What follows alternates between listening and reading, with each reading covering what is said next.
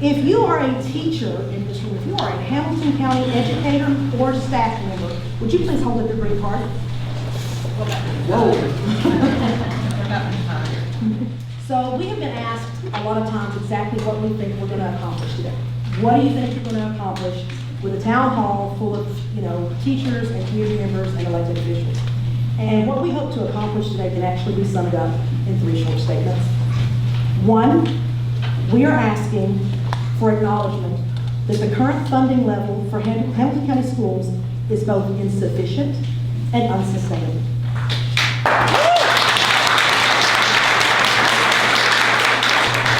We as teachers and our families cannot continue to carry the school district on our backs.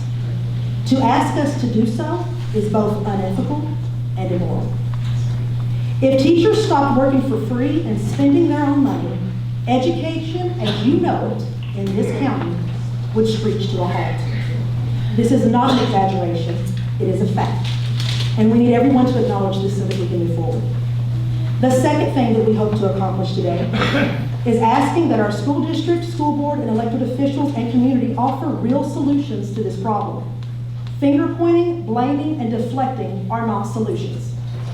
It takes courage to admit that these problems are real.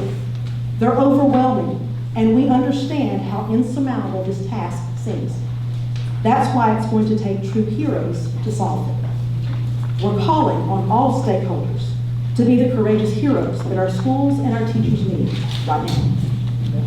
Third, we are asking our school district, school board, elected officials, and community to acting on the solutions that are offered. Offering solutions without acting on them is merely lip service. We are not interested in lip service anymore. We ask that all sides commit to actions today, specific actions, including deadlines for completion, so that everyone can be held accountable moving forward, because that's why we're all here today, to figure out how we move forward.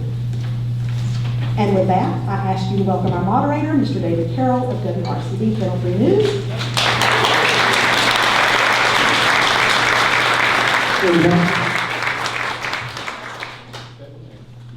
What I'm going to do is make my opening remarks brief. Thank you all for coming. Now we get to the questions. And we have, as you see, a county mayor, we have 2 county commissioners, we have 3 school board members, and I understand more may be on the way. So I do have a tablet with your questions. It's actually the top 2 is pretty much the same question. And that is, how can we retain teachers with such low pay in comparison to nearby counties? Followed by, how do you expect our school system to improve when neighboring counties pay teachers more money? Who would like to tackle that one first? Okay.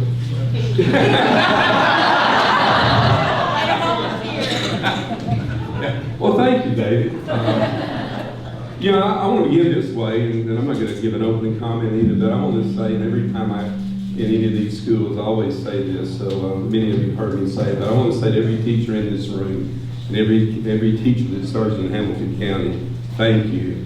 Sincerely, thank you for what you do today. It's a tough job. Many of us recognize that. I don't want you to think it goes unnoticed. And so I just want to set the tone from my perspective anyway to say to you, thank you. It's really important what you do. It's important to our future. And I don't think there's anything more important as it relates to the workforce or our economy or anything than what you're doing in the classroom. So thank you if you're a teacher. So what was your question, David? How are we going to keep good teachers if other counties are paying them? Yeah, here's that was a lot of the topic over, that started back actually before January. It just kind of became public, I guess, in May. And I know this is something that I've seen many of the executives from the school system that are here, and certainly school boards more equipped to answer this question. But it is a concern. And I came here today to listen and to learn, not to talk. So I'm going to try to uphold what I came here for. But I also want to say, and this last time I'll mention this, is that there were a number of other issues that we were trying to address at the same time. And a lot of times, I know that the teachers are getting the brunt of a lot of this, saying that it was all about just teachers. No, it wasn't all about just teachers, ladies and gentlemen. It was about trying to make the entire system something that we thought could move education forward public education, because as you know, about 30% of our students are now going into private schools. And from where I sit, and when we're recruiting businesses here, you know, one of the main things that companies want to know is where they're going to get that workforce. They're looking at you as a public school system. So retention is important and recruitment is important. I don't have the solution. We work towards that in this last budget year, but I'm not going to stand before you and tell you I have the solution. So I'm really interested in hearing what the people here today say. I don't know what the solution is, but I do think all teachers, we do need to have better compensation for our teachers so that we can recruit them and retain them in Hamilton County. We've had good recommendations actually from David Sharpe, our commissioner right here. It's been presented by County Commission, but it's been rejected. It hasn't passed. Over and over again, we keep having solutions, but they don't go through. I don't know what is going to be the final outcome, but I think that the people need to be able to vote on it, and that's what I would like to see happen. I would like the people of Hamilton County to be able to bring it, have that discussion around the table, which I think that was a great discussion that David Sharpe had at the County Commission meeting that I went to. Thank you, David Sharpe. Thank you, Katherlyn Geter, for bringing that up, the wheel tax.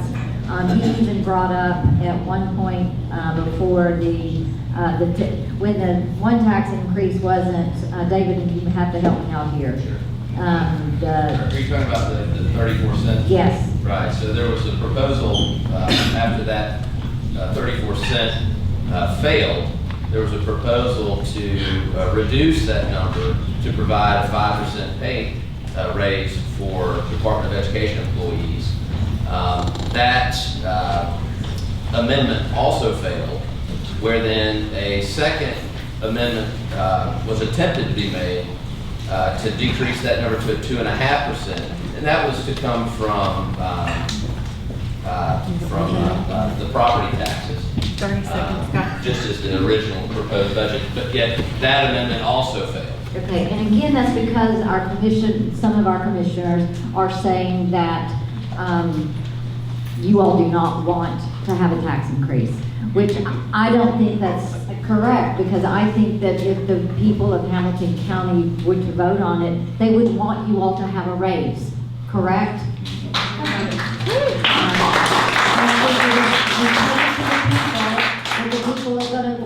People are going to say, let's give our teachers a raise because it's important. Education is important in Hamilton County, and we want what's best for our students. So until we do that, I don't think anything's going to happen. We're going to have to be able to give the people a voice. Let our people have a voice in Hamilton County. I don't begin to say that I have all the answers to the solutions to that first question, but just coming here today and sitting in this room full of all these bodies, I think part of the solution is this, right? I think that having every voice, and especially the voices of the folks that are every day working in our schools, that are seeing the issues, that are teaching our kids, and that are working in the environments that we have to vote on or make decisions on, those voices are the ones that have to be elevated, not necessarily our voices. And I think that's pretty much sometimes what we're hearing is our voices. This is part of the solution, so I'm really happy and excited that we're having this today and that I get to be a part of it.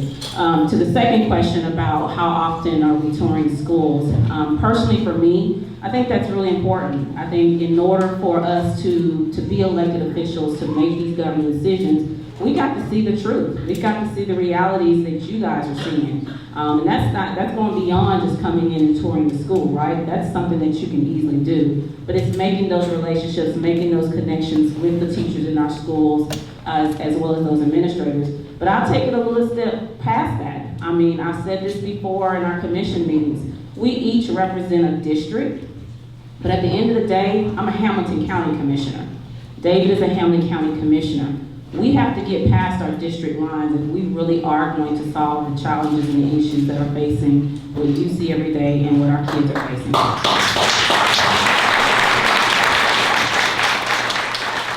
I want to thank y'all for having this tonight. As I'm in schools every week, it seems like I've got my star music teacher at East Ridge right here, some CSLA teachers, East Brainerd teachers here. And that's something that's very important to me is to connect with my teachers. I'm now being told to go this way. Just to connect with my teachers, get to talk to them, talk to my principals, get to know them. Me and Kathy have talked over the last 2 weeks about going after Thanksgiving, before Christmas, and touring every single school, not only for this issue, but really for our facilities issue. I chair the facilities chair for the board, and I don't think we can grasp the full report without seeing every single school possible.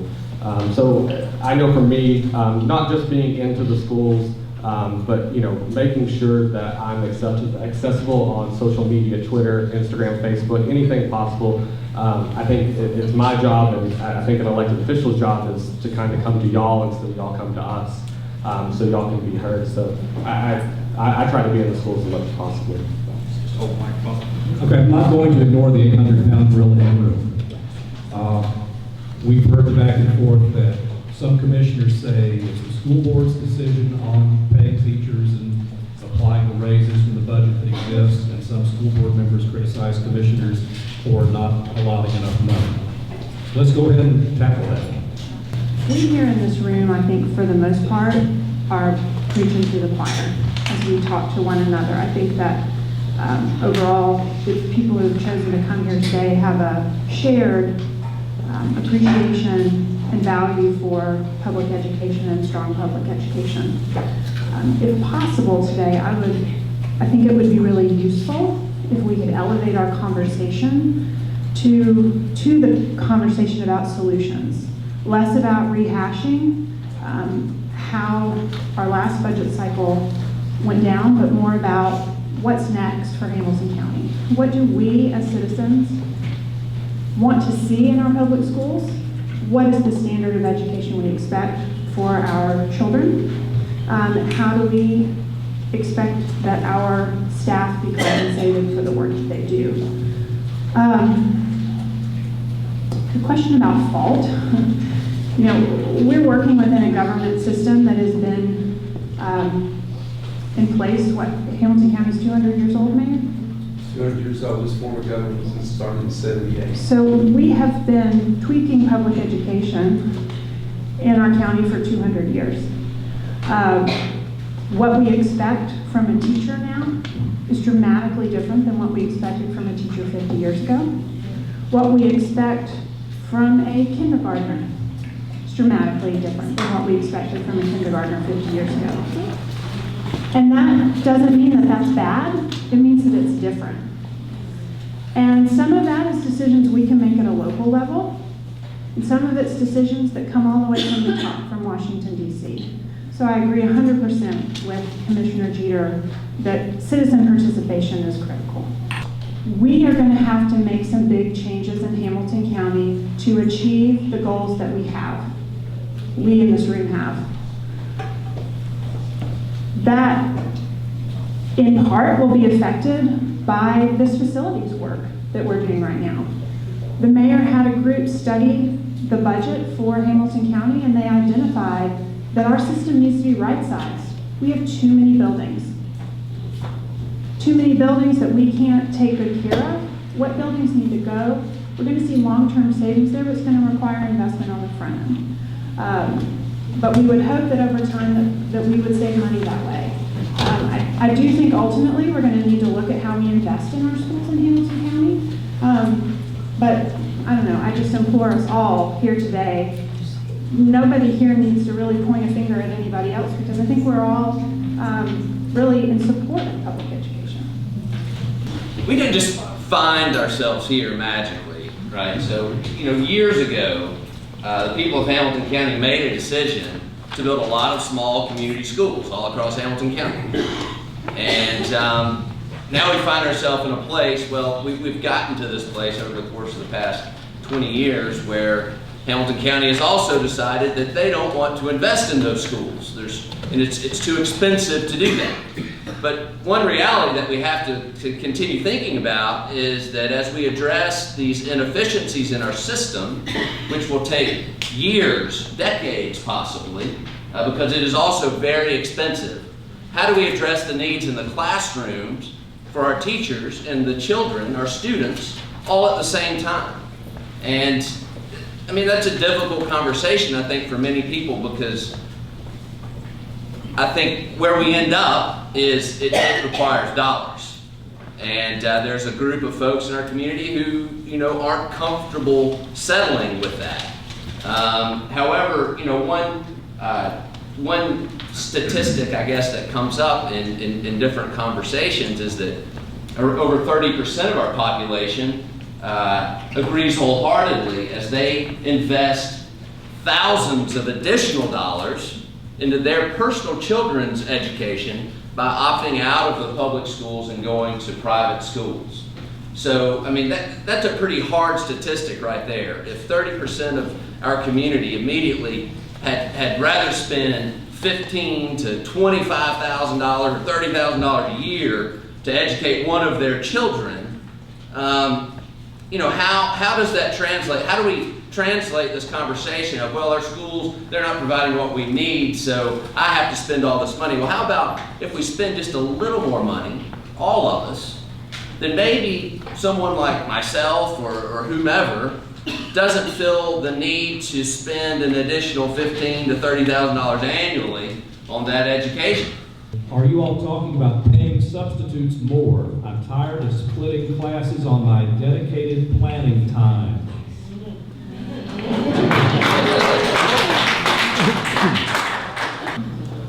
So as a board, you know, certainly I know that there's a number of us that believe that substitute teachers deserve more, that they are putting in hard sweat and tears every day in our classrooms the way that our full-time teachers are. I actually wouldn't mind it if Keith was willing to speak on this topic, because there is a lot of work being done by the administration on this topic specifically.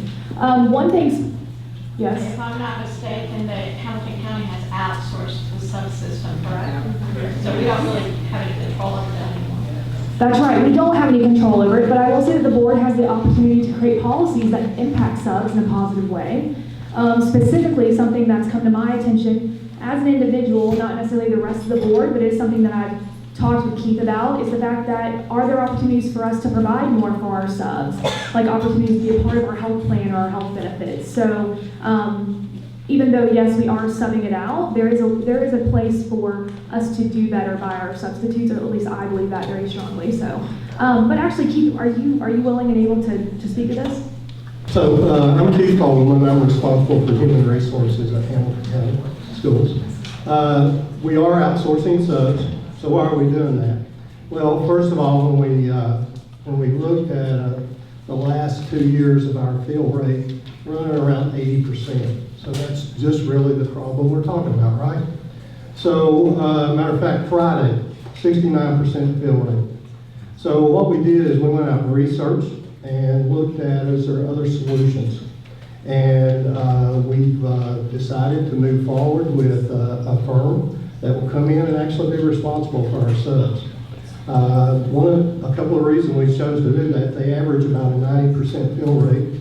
They're working with about 9 to 10 counties in Tennessee right now. And this month, they'll be on the Shelby County Board of Education agenda for approval there. So we'll make that transition in January, and we really think that you know, as this farm gets up and running, that we'll see improved fill rates. We should start to see improved fill rates. They do this. This is what they do. They do it from a nationwide basis, not only here in Tennessee. So that's kind of the reason we decided to do that. In addition, our subs are going to transition into this new company with a 50 cent increase on their hourly rate.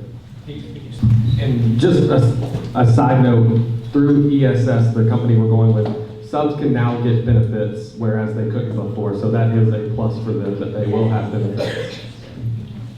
One more question for you, since you're up here. It was reported that more than 30 teachers quit in the first quarter of the school year. Why did that happen? Okay, so that's correct. It was about 32. before fall break. That's a little higher than what we normally see during that period. So we went in and started looking at all the reasons for resignation. And it ranged anywhere from, we had people who were transferring to jobs in other counties. We had people who had been on a leave of absence, maternity leave, and was elected to stay home with their children. We had people whose spouses were transferring. And we had some people who made some decisions about, had come on board as permit or job embedded, CTE, realized this job wasn't for them. And of course, the narrative that we all hear, there was some people who told us that they were leaving because of behavior issues. So as it's really a wide, broad cross-section. It's not a one specific reason. And as we move forward, one of the things we're doing is trying to build some things in from a human resources standpoint to really look at what we can do to retain teachers. Can someone address exactly how money is distributed to schools from the county? There seems to be confusion based on statements in local publications. So can someone tell exactly how money from the county is distributed to schools? So there are two local revenue streams for education in Hamilton County. So one is local option sales tax. So our sales tax is currently 9.25%. 7% of that is state sales tax that goes to the state. 2.25% is local, and education by law receives half of that. So half of all local option sales tax goes to education. That is similar to an income tax in other states. So the only other local revenue stream we have from Hamilton County government is property tax. And the property tax rate is a set rate that's determined by the County Commission. And a certain percentage of that rate goes to general government, and a certain percentage of that rate goes to a road fund, and the other portion goes to education. So those are the local revenue streams for education in Hamilton County. I'll just go ahead and say this while I'm up here. Other counties have additional revenue streams. One is a wheel tax that Commissioner Sharpe had proposed to put on referendum and let the people of Hamilton County vote for. So that's an option. Other counties in Tennessee have impact fees. Impact fees are charged to developers when they build, so that funds can go into school building. And then local option sales tax could be increased to another 0.5%. The maximum allowed by law is 9.75, which would be 2.75 local, and other counties have increased from 2.25 to 2.75. So those are other options that are out there. I can't think of any others off the top of my head that would be available for local funding. Does anyone else feel, I'm going to be careful standing up here. Does anyone else feel the central office? Wait a second, you didn't answer the question. How does it go to the school? How do the schools get money from that? You mean the individual schools? Yes, sir. Not the Department of Education as a whole. So schools get, so teachers are paid through central office, not through schools. So that a majority of funding, over 80% of our funding goes to paying teachers and all the other employees, salaries and benefits. That's all through central office. Schools' primary source of funds is through student activity funds. In the past, there have been school fees charged to families, and we reduced that this year and replaced it with an allocation to schools. So we have an allocation of funds to schools on a per pupil basis based on enrollment in that school. That started this year, and we sent $3.1 million to schools for everyday operating expenses, and last year I think we sent $950,000, so that increased by over $2 million. Otherwise, there's really not other school level expenses other than what runs through student activity funds. We do have a staffing model that we put in place this year to more fairly allocate positions to schools. And we're implementing that over a 3-year period so that it's transparent and fair to everyone. So we had lots of conversations with principals this year about the staffing model, what it looks like for each individual school, and we held schools harmless for the most part If it said they had too many positions based on the number of students, for example, we didn't say you have to get rid of all these positions. But we have had those conversations to where we need to right-size those because we have some schools that have too little staff, and we have some schools that have too much staff based on the model, which is driven by enrollment, the size of the school, economic disadvantage, and those types of things. So that is something that we are implementing over multiple years, and it will create transparency for how positions are allocated to the schools in a way that didn't exist in the past. Does anyone feel the central office is heavier in salary than what is spread out through the schools? We have secretaries making more than teachers. Who wants that? Is that true? Do we have? I won't get to take any questions. And our job as a district office is to make sure that we are doing everything we can to get resources to the classroom. I think you can ask our team, and in particular, Sandy Loman, who is my assistant. I'm running the office, and we try to keep it that way. That's our goal, is to support you all. So when I start to look at our central office staffing, our central office, so to speak, staffing, our district staffing makes up about 3.5 cents of every dollar. And so to give some context to that 3.5 cents of every dollar, I would point you to other systems that look similar to us. And so the systems with 35,000 students or above, we are next to last in administrative per pupil expenditure for administrative staff. And so coming from another system and coming into this district and looking at a central office, so to speak, in comparison to the rest of the system, there was more central office support where I came from than it is here. Now, with that being said, we don't have a desire to continue to create central office roles and such.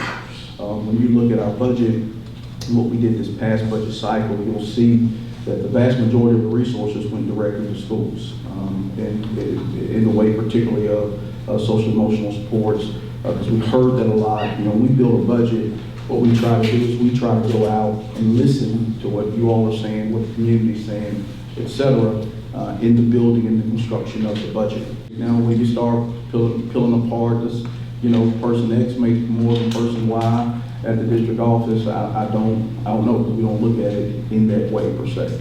It's very similar to a teacher. You have a salary schedule, and as you move and matriculate through that salary schedule, your salary will increase. All right, you get a break here. This is the commission. Why does the county commission meet when we teachers cannot attend the meetings? I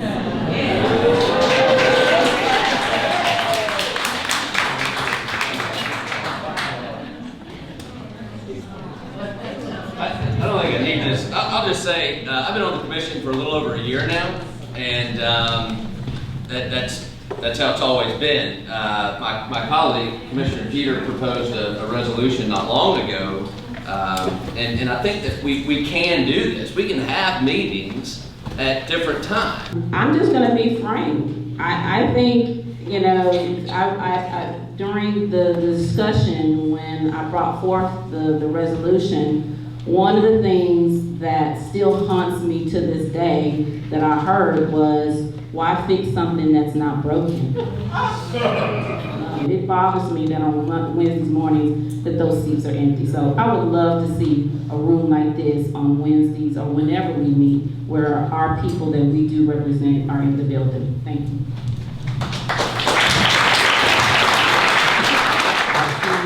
I see two questions on a topic I had not heard of before right now. So I'm going to put it out there if somebody can put it over here. What is the plan if teachers go on strike before Christmas due to current wages? We are required to spend money for degrees and certifications, but it doesn't add up.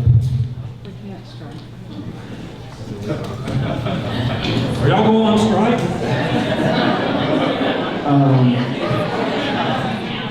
Don't strike, please.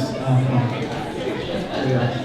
So, you know, that's so you can look across the country, and this is a conversation. I think Chicago, just figured it out in the last couple of weeks where teachers went on strike. Understanding the state of Tennessee, it is a little bit different, so you don't necessarily have the ability to go on strike from that context. With all that being said, we're very sensitive. I think everybody is. I know the mayor is, commission to how important teachers are just in general. So I think the question was, do we have a plan? We absolutely do not have a plan. And frankly speaking, we don't want to have to devise a plan. Obviously, if we don't have teachers in the classroom, school is impacted, and we have to deal with the operation of school in that way. We wouldn't be able to have school without teachers, right? And so that's just the reality. And so obviously we have to deal with address that as it came forward. But understanding the state of Tennessee is different than what you might see across the country in regards to the law and the ability to strike.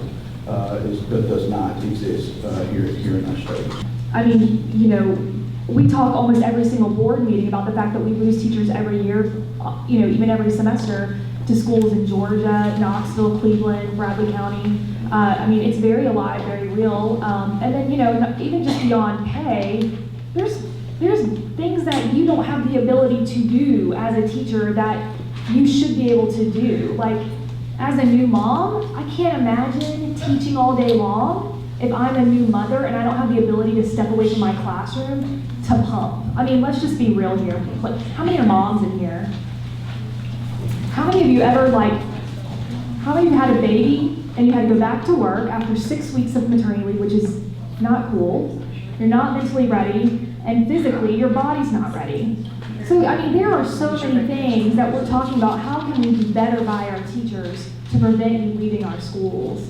And to know that we need to show our teachers how much they're valued. We need to improve our third grade reading scores. We need to make sure our buildings are not falling down.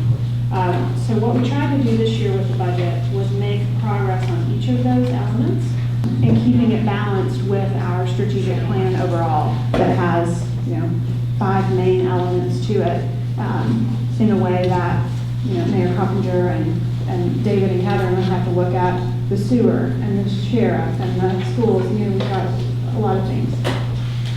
Mayor Coppinger, I'd like you to take this one. Why isn't the Hamilton County School Board allowed or able to levy taxes themselves? This does happen in some counties. Well, it does happen in some counties, but again, the state is the one that sets that parameter as to whether or not, and they're not willing to do that. I mean, the only people that have the tax authority is, the commission that set the tax. But here's what we got to do as a county and as a communities, and this is where you really can play a big part. What we hear time and time again, and I've been hearing this for 30 years, is that we can't trust the system. We can't trust them to spend the money the way it's supposed to be spent, whatever that means. So we hear that time and time again, and again, I try to figure out, and I've talked to many other elected people, who is them that we don't trust? And if you'll allow me, Dave, I'd like for Brent to answer this publicly, because it's a really, some misinformation gets out there, and that's what we have to overcome, is a lot of misinformation. We are the they they're talking about. That's what They says. I mean, They're it calling should. us they. We are the they. That they don't trust. Teachers. Well, but they don't know you, or they don't know, it's just They have to trust us. They let their kids leave their house. They spend all day with us. I would agree with you. We're on the same side here, but I'm just saying, we're on the same side. I'm just saying that's the obstacle that's hard to overcome. And one of the things I haven't seen talked about a lot is the reality is that people trust their child's teacher very highly. People trust their school's principal very highly. The disconnect comes when we move outside of the people that we know and into systems and bureaucracies that exist within government. And so it's why a meeting like this is a really beautiful thing, because you all, as teachers, are implicitly trusted because you have earned that trust from the families in your building. And if you all find issues that are important to you and you choose to work together and talk to the parents in your buildings about them, that is going to affect positive change for public education across our county. We have about 10 minutes yourself and try to get into questions. And again, this is one of those gorillas, perhaps not in the room here. The question is, how can the board, school board, and the commission work together to support the schools and the teachers? It's going to be hard to answer because we have 7 empty chairs over there and several empty chairs over here. But that's the kind of the crux of the issue. There's a lot of concern in this room that your side doesn't work well with your side. How do we fix that? I'll take a shot at it. I've got one answer here. It's a big question, right? And who knows this? This conversation has been going for 20 years. Right? How do we work, or longer? How do we work together? I don't know. We haven't been able to do it for 20 years. But I would say the first thing you do is you take politics out of the conversation altogether. And you talk to business owners, and you talk to families in your community, and learn from them what it is they want for their families and what they want for their businesses and how well it's being satisfied in our community. And go from there. Make it a human issue and not a political issue. There's so much grandstanding that goes on in our communities. Let's continue doing this. Make your voices heard. Talk with your neighbors. Talk with your friends. Talk with your co-workers. And vote. Well, right. But, you know, I wasn't going to say that, right? I mean, I'm trying to say let's not be political about it. Let's just be realistic about it. Let's be realistic. When 7 people aren't here that need to hear this. Exactly.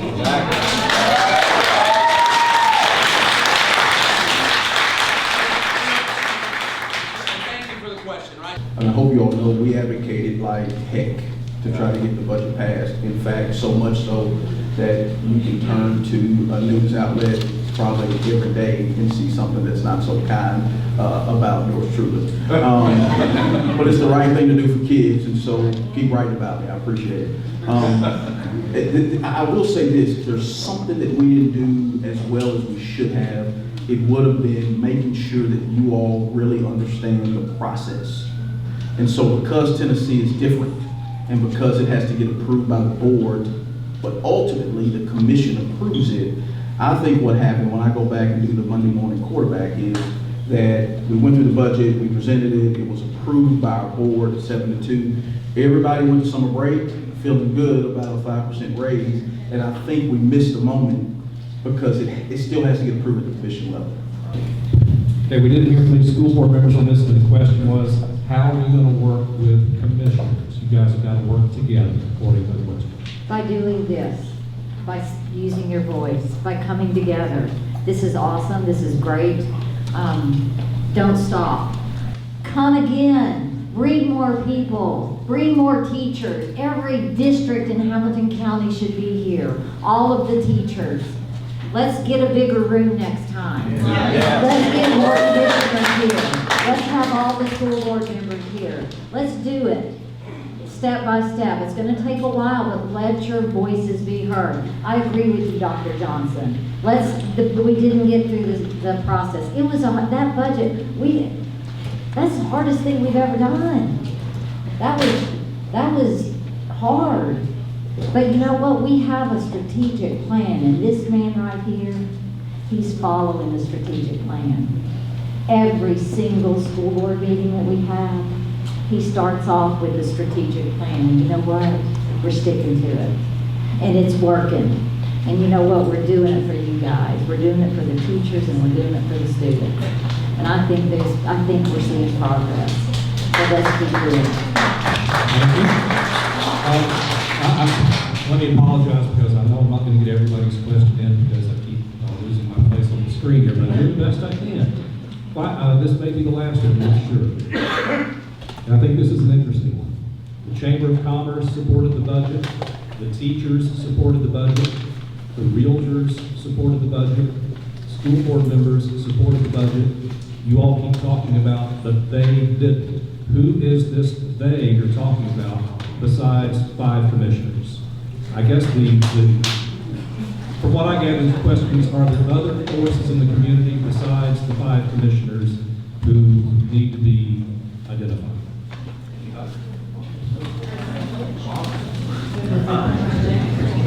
Should, that I will. I don't think the realtors do, it's a home builders association. And I'm trying to step away so I don't do things like yeah, you know, and again, after tonight, we really need to move forward. And Dr. Johnson and I had a joint board meeting with the two boards, the commission and the school board, on the 9th of December, you know, to talk about moving forward. And that's what we really need to do. It's good to talk about some of the things we have. But what was important, and you know, and what I hear in my job a lot, wouldn't it be nice to be in Hamilton County? You know, the school system was so good in Hamilton County, and this is why the home builders came out almost immediately. They said to me, the home builders did, you know, we really want to see this, because what's happening, we got certain areas that people perceive the schools to be a whole lot better. So everybody wants to move there, drives the property values up there. Home builders are having to pay more, right? People that are moving in, they're all moving there, and all the infrastructure is having to go in those areas. And then all of a sudden now we have people saying, well, we're growing too fast, so I don't want any more growth. Well, that's a real dangerous place to be in this county, is when you quit growing. We as elected people, and it's been mentioned up here a couple of times, I've heard both commissioners mention it, you represent the entire county. You know, you can't just do what's popular in certain areas, or we're not going to get out of this, and we are in a hole. I mean, we're in a hole with deferred maintenance, we're in a hole with, you know, some of the things that I read about that was really near and dear to me that was in there. I mean, the K-3 literacy, the post-secondary education, you know, all of these things that we need to do a better job. Okay, two more questions. Two more questions are done. What would Dr. Johnson and other officials say to teachers who are afraid to speak out because they fear retribution from their building principals?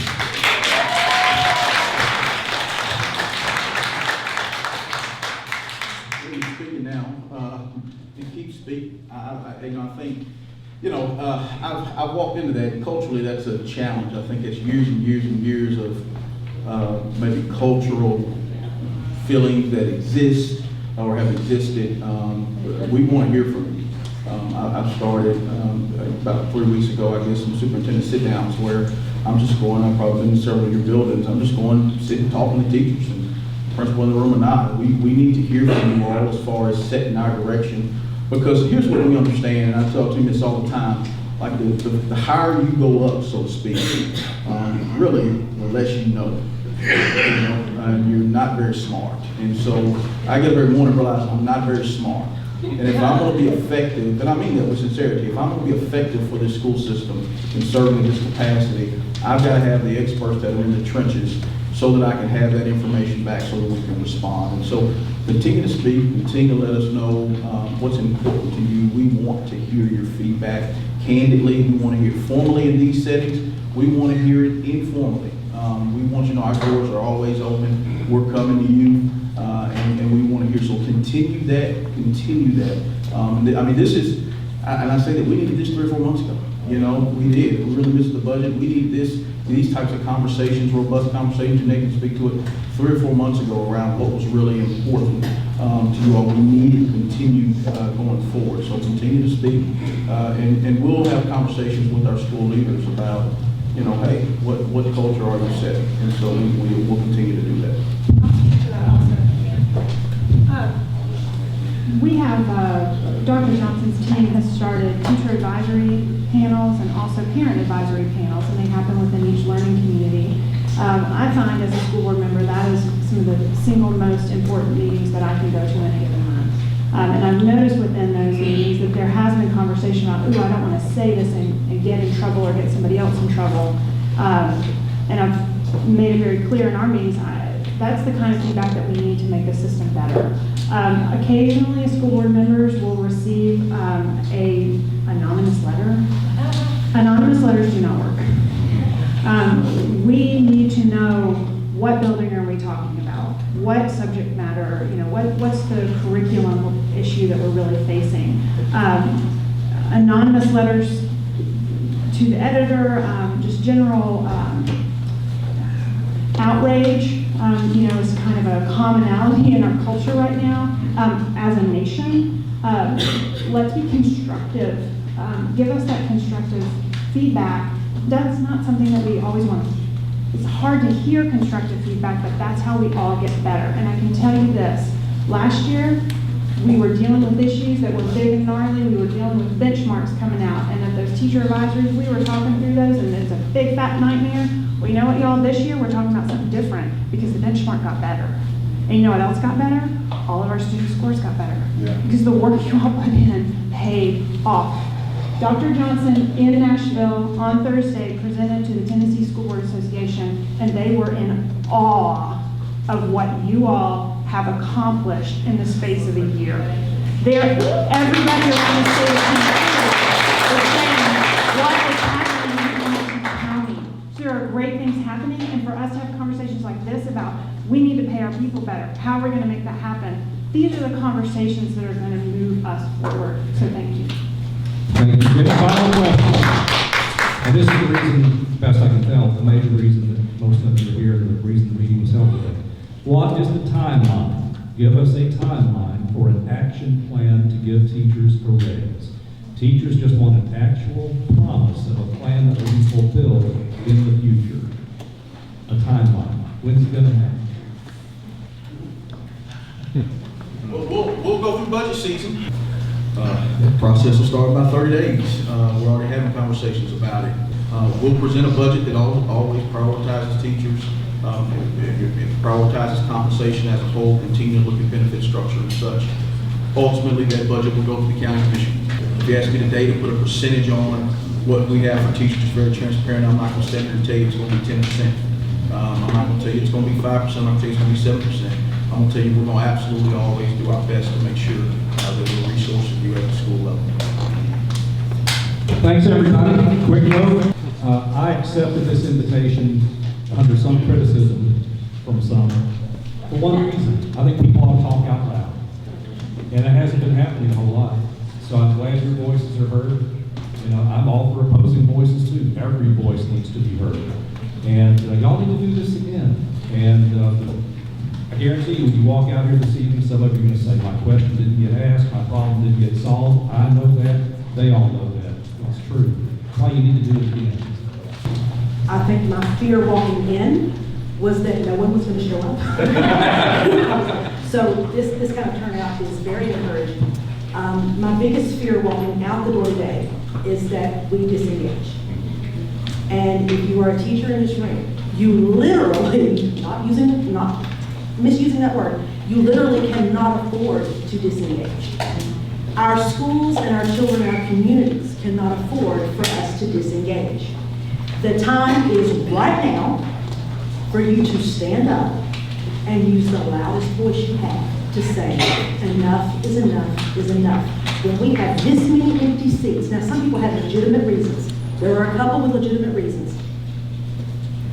Reach out and ask them why they weren't here to see the rest of the reasons were legitimate. Okay? Hold them accountable.